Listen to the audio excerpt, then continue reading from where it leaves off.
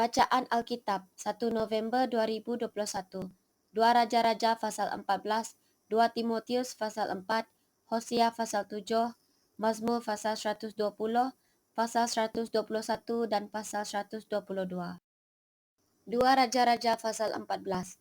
Dalam tahun kedua zaman Yoas bin Yoahas, Raja Israel, Amazia anak Yoas, Raja Yehuda menjadi raja. Ia berumur 25 tahun pada waktu ia menjadi raja dan 29 tahun lamanya ia memerintah di Yerusalem. Nama ibunya ialah Yowadan dari Yerusalem. Ia melakukan apa yang benar di mata Tuhan, hanya bukan seperti Daud bapa leluhurnya. Ia berbuat tepat seperti yang diperbuat Yoas ayahnya. Namun demikian, bukit-bukit pengorbanan tidaklah dijauhkan. Bangsa itu masih mempersembahkan dan membakar korban di bukit-bukit itu. Segera sesudah kuasa kerajaan itu kokoh di tangannya, dibunuhnyalah pegawai-pegawainya yang telah membunuh raja, yaitu ayahnya. Tetapi anak-anak para pembunuh itu tidak dihukum mati olehnya, seperti yang tertulis dalam kitab Taurat Musa di mana Tuhan telah memberi perintah. Janganlah ayah dihukum mati kerana anaknya, janganlah juga anak dihukum mati kerana ayahnya, melainkan setiap orang harus dihukum mati kerana dosanya sendiri. Ia mengalahkan Edom di lembah Asin, 10,000 orang banyaknya dan merebut Sela dalam peperangan itu. Lalu dinamainya lah kota itu Yoktil, begitulah sampai hari ini.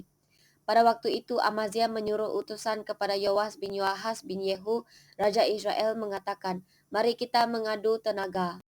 Tetapi Yoas, Raja Israel, menyuruh orang kepada Amazia, Raja Yehuda mengatakan, "Rumput duri yang di Gunung Libanon mengirim pesan kepada pohon aras yang di Gunung Libanon bunyinya, berikanlah anakmu perempuan kepada anakku laki-laki menjadi istrinya." Tetapi binatang-binatang hutan yang ada di Gunung Libanon itu berjalan lewat dari sana, lalu menginjak rumput duri itu. Memang engkau telah mengalahkan Edom, sebab itu engkau menjadi tinggi hati. Cukuplah bagimu mendapat kehormatan itu dan tinggallah di rumahmu. Untuk apa engkau menantang malapetaka sehingga engkau jatuh dan Yehuda bersama-sama engkau? Tetapi Amazia tidak mau mendengarkan. Sebab itu majulah Yoas Raja Israel, lalu mengadu tenagalah mereka, ia dan Amazia Raja Yehuda di Bet-Semes yang termasuk wilayah Yehuda. Yehuda terpukul kalah oleh Israel sehingga masing-masing lari ke kemahnya. Yoas Raja Israel menangkap Amazia Raja Yehuda, anak Yoas bin Ahazia, di Bet-Semes. Lalu Yoas masuk ke Yerusalem dan membongkar tembok Yerusalem dari pintu gerbang Efraim sampai ke pintu gerbang sudut 400 hasta panjangnya. Sesudah itu ia mengambil segala emas dan perak dan segala perkakas yang terdapat dalam rumah Tuhan dan dalam perbendaharaan istana raja, juga orang-orang sandera, kemudian pulanglah ia ke Samaria. Selebihnya dari riwayat Yoas, apa yang dilakukannya dan kepahlawanannya, dan bagaimana ia berperang melawan Amazia, Raja Yehuda, bukankah semuanya itu tertulis dalam kitab sejarah Raja-Raja Israel? Kemudian Yoas mendapat perhentian bersama-sama dengan nenek moyangnya, dan ia dikuburkan di Samaria di samping Raja-Raja Israel. Maka Yerobiam anaknya menjadi raja menggantikan dia. Amazia bin Yoas, Raja Yehuda, masih hidup 15 tahun lamanya sesudah matinya Yoas bin Yoahas, Raja Israel. Selebihnya dari riwayat Amazia, bukankah semuanya itu tertulis dalam kitab sejarah Raja-Raja Yehuda? Di Yerusalem orang mengadakan persepakatan melawan dia. Sebab itu larilah ia ke Lakis, tetapi mereka menyuruh mengejar dia ke Lakis, lalu dibunuhlah dia di sana. Diangkutlah dia dengan kuda lalu dikuburkan di Yerusalem di samping nenek moyangnya di kota Daud. Segenap bangsa Yehuda mengambil Azaria yang masih berumur 16 tahun dan mengangkat dia menjadi raja menggantikan ayahnya Amazia. Ia memperkuat Elat dan mengembalikannya kepada Yehuda sesudah raja mendapat perhentian bersama-sama dengan nenek moyangnya. Dalam tahun ke-15 zaman Amazia bin Yoas Raja Yehuda, Yerobiam anak Yoas Raja Israel menjadi raja di Samaria. Ia memerintah 41 tahun lamanya. Ia melakukan apa yang jahat di mata Tuhan. Ia tidak menjauh dari segala dosa Yerobiam bin Nebat. Ia mengakibatkan orang Israel berdosa pula. Ia mengembalikan daerah Israel dari jalan masuk ke Hamat sampai ke Laut Araba sesuai dengan firman Tuhan Yahweh Israel yang telah diucapkannya dengan perantaraan hambanya Nabi Yunus bin Amittai dari Gad Hefer. Sebab Tuhan telah melihat betapa pahitnya kesengsaraan orang Israel itu. Sudah habis lenyap baik yang tinggi maupun yang rendah kedudukannya dan tidak ada penolong bagi orang Israel. Tetapi Tuhan tidak mengatakan bahwa Ia akan menghapuskan nama Israel dari kolong langit. Jadi Ia menolong mereka dengan perantaraan Yerobeam bin Yoas. Selebihnya dari riwayat Yerobeam dan segala yang dilakukannya dan kepahlawanannya, bagaimana ia berperang dan bagaimana ia mengembalikan Damsyik dan Hamat Yehuda ke dalam Israel.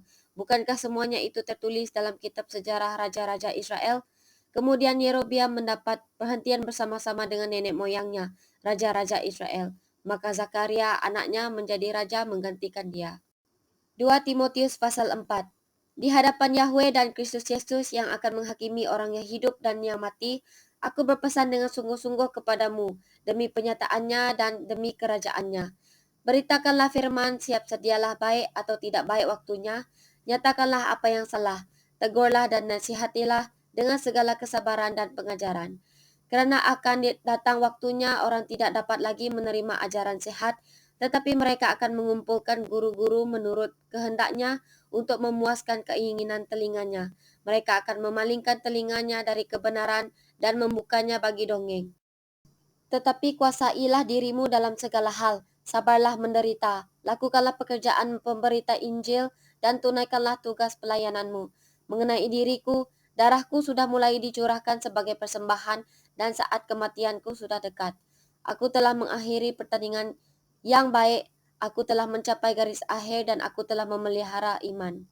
Sekarang telah tersedia bagiku mahkota kebenaran yang akan dikaruniakan kepadaku oleh Tuhan, Hakim yang adil pada harinya. Tetapi bukan hanya kepadaku, melainkan juga kepada semua orang yang merindukan kedatangannya. Berusahalah supaya segera datang kepadaku, kerana Demas telah mencintai dunia ini dan meninggalkan aku. Ia telah berangkat ke Tesalonika. Kreskes telah pergi ke Galatia dan Titus ke Dalmatia. Hanya Lukas yang tinggal dengan aku. Jemputlah Markus dan bawalah ia kemari, kerana pelayanannya penting bagiku. Tikikus telah kukirim ke Efesus. Jika engkau kemari, bawa juga jubah yang kutinggalkan di Troas, di rumah Karpus dan juga kitab-kitabku, terutama perkamen itu. Alexander, tukang tembaga itu telah banyak berbuat kejahatan terhadap aku. Tuhan akan membalasnya menurut perbuatannya. Hendaklah engkau juga waspada terhadap dia, kerana dia sangat menentang ajaran kita. Pada waktu pembelaanku yang pertama, tidak seorang pun yang membantu aku. Semuanya meninggalkan aku. Kiranya hal itu jangan ditanggungkan atas mereka. Tetapi Tuhan telah mendampingi aku dan menguatkan aku, supaya dengan perantaraanku Injil diberitakan dengan sepenuhnya dan semua orang bukan Yahudi mendengarkannya. Dengan demikian aku lepas dari mulut singa, dan Tuhan akan melepaskan aku dari setiap usaha yang jahat. Dia akan menyelamatkan aku sehingga aku masuk ke dalam kerajaannya di surga. Baginya lah kemuliaan selama-lamanya. Amin. Salam kepada Priska dan Aquila dan kepada keluarga Onesiphorus. Erastus tinggal di Korintus dan Trophimus kutinggalkan dalam keadaan sakit di Miletus. Berusahalah kemari sebelum musim dingin. Salam dari Ebulus dan Pudes dan Linus dan Claudia dan dari semua saudara. Tuhan menyertai rohmu. Kasih karunia-Nya menyertai kamu. Hosea pasal 7. Apabila aku menyembuhkan Israel, maka tersingkaplah kesalahan Efraim dan kejahatan-kejahatan Samaria. Sebab mereka melakukan penipuan, pencuri mendobrak masuk, gerombolan merampas di luar. Dan tidak terfikir mereka bahwa aku mengingat segala kejahatan mereka. Seorang pun perbuatan-perbuatan mereka mengepung mereka. Semuanya ada di hadapan wajahku. Mereka menyukakan raja dengan kejahatan mereka, dan para pemuka dengan kebohongan mereka. Sekaliannya mereka orang-orang berzina, bagaikan dapur perapian yang menyala terus ketika tukang bakar roti berhenti membesarkan apinya, sementara ia meremas adonan sampai menjadi muai oleh ragi. Pada pesta raja kita, mereka membuat sakit para pemuka dengan anggur yang menghangatkan. Ia bersekutu dengan para pencemooh. Batin mereka seperti dapur perapian, hati mereka menyala-nyala. Semalam-malaman murka mereka surut. Pada waktu pagi menyala kembali seperti api yang menjilat. Mereka semua sudah panas seperti dapur perapian dan memakan habis para hakim mereka. Semua raja mereka sudah tewas. Tidak ada seorang di antara mereka yang berseru kepadaku. Efraim mencampurkan dirinya di antara bangsa-bangsa. Efraim telah menjadi roti bundar yang tidak dibalik. Orang-orang luar memakan habis kekuatannya, tetapi ia sendiri tidak mengetahuinya. Juga ia sudah banyak beruban, tetapi ia sendiri tidak mengetahuinya. Kecokakan Israel menjadi saksi terhadap dirinya, namun mereka tidak berbalik kepada Tuhan, Yahweh mereka, dan tidak mencari Dia kendati semuanya ini. Efraim telah menjadi merpati tolol, tidak berakal dengan memanggil kepada Mesir, dengan pergi kepada Asyur. Apabila mereka pergi, aku akan membentangkan jaringku ke atas mereka. Aku akan menurunkan mereka seperti burung-burung di udara. Aku akan menghajar mereka karena kejahatan-kejahatan mereka. Celakalah mereka sebab mereka melarikan diri daripadaku. Binasalah mereka sebab mereka memberontak terhadap aku. Aku ini mau menebus mereka, tetapi mereka berdusta terhadap aku. Seruan mereka kepadaku tidak keluar dari hatinya, tetapi mereka meratap di pembaringan mereka. Mereka menoreh-noreh diri karena gandum dan anggur, dan mereka berontak terhadap aku. Sekalipun aku telah melatih dan menguatkan lengan-lengan mereka, namun mereka merancang kejahatan terhadap aku. Mereka berbalik kepada Baal. Mereka adalah seperti busur tipu. Pemuka-pemuka mereka akan tewas oleh pedang karena ucapan mereka yang kasar. Inilah yang akan menjadi olok-olok kepada mereka di tanah Mesir. Mazmur pasal 120. Nyanyian ziarah. Dalam kesesakanku, aku berseru kepada Tuhan dan Ia menjawab aku. Ya Tuhan, lepaskanlah aku daripada bibir dusta, daripada lidah penipu. Apakah yang diberikan kepadamu dan apakah yang ditambahkan kepadamu? Hai lidah penipu, panah-panah yang tajam dari pahlawan dan para kayu arar. Celakalah aku kerana harus tinggal sebagai orang asing di Mesek, kerana harus diam di antara kemah-kemah Kedar. Cukup lama aku tinggal bersama-sama dengan orang-orang yang membenci perdamaian. Aku ini suka perdamaian, tetapi apabila aku berbicara, maka mereka menghendaki perang. Mazmur pasal 121. Nyanyian ziarah. Aku melayangkan mataku ke gunung-gunung, dari manakah akan datang pertolonganku.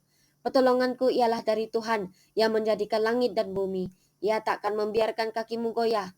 Penjagamu tidak akan terlelap. Sesungguhnya tidak terlelap dan tidak tertidur penjaga Israel. Tuhanlah penjagamu, Tuhanlah naunganmu di sebelah tangan kananmu. Matahari tidak menyakiti engkau pada waktu siang, atau bulan pada waktu malam. Tuhan akan menjaga engkau terhadap segala kecelakaan. Ia akan menjaga nyawamu.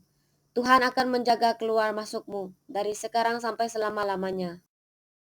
Mazmur pasal 122.